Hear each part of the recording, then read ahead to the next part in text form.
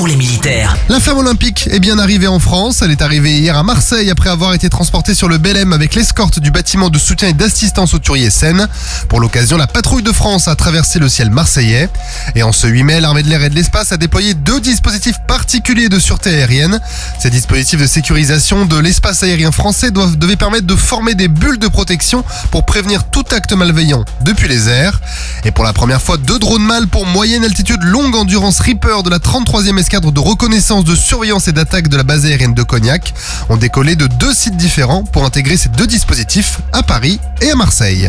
Une compagnie des forces armées gabonaises se prépare à la mission Minkébé au centre d'entraînement au combat en forêt du Gabon des éléments français au Gabon.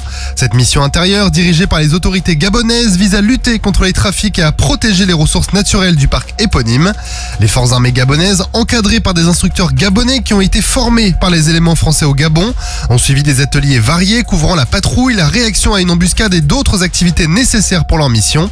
Au-delà de son aspect formateur, cette collaboration permettait aussi de mettre en valeur le partenariat franco-gabonais.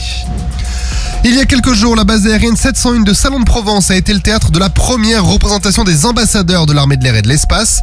En présence du général Stéphane Mille, chef d'état-major de l'armée de l'air et de l'espace, cette démonstration a marqué le lancement officiel de la saison estivale.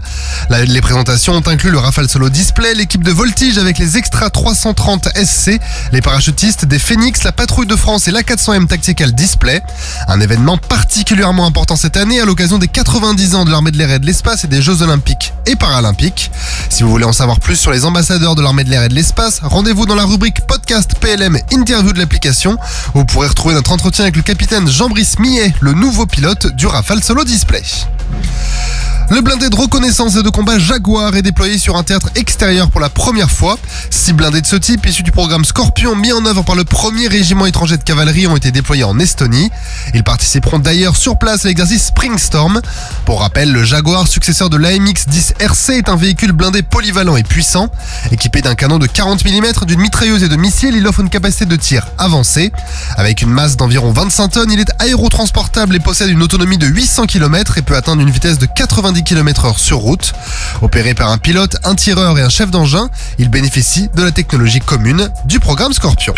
Sur terre, sur mer, comme dans les airs. Skyrock PLM, en équipe avec Uneo, la mutuelle des forces armées.